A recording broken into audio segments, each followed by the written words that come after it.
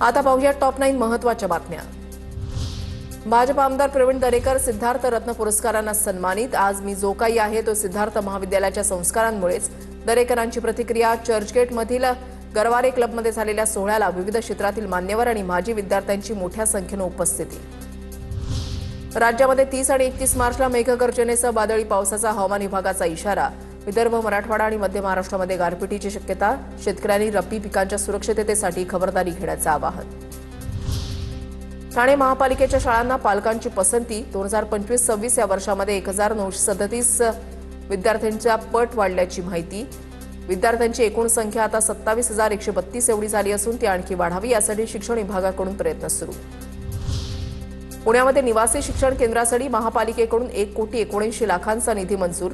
स्थायी समितीच्या बैठकीमध्ये ठरावाला मान्यता। बाणेर इथे मागासवर्गीय आदिवासी विद्यार्थिनींसाठी निवासी शिक्षण केंद्र उभारणार। 1 एप्रिलपासून प्रमुख बँकिंग एटीएम व्यवहारांच्या नियमांमध्ये आणि शुल्कांमध्ये मोठे बदल होणार। नवीन आर्थिक वर्षाच्या सुरुवातीला सर्वसामान्यांच्या खिशाला कात्री लागणार। डेबिट कार्ड आणि QR कोडच्या माध्यमातून एटीएममधून पैसे काढण्याची सीमा बदलणार। आरटीई प्रवेशासाठी आता मार्च अखेरपर्यंत मुदतवाढ देण्याचा निर्णय। 25 मार्चपर्यंत देण्यात आलेली मुदत 31 मार्चपर्यंत वाढवली। राज्यातील 4थी आणि 7वीच्या शिष्यवृत्ती परीक्षा 26 एप्रिलला पार पडणार। विद्यार्थ्यांनी मुख्याध्यापकांकडून प्रवेशपत्र प्राप्त करून त्यावरील सर्व तपशील काळजीपूर्वक तपासण्याचे आवाहन।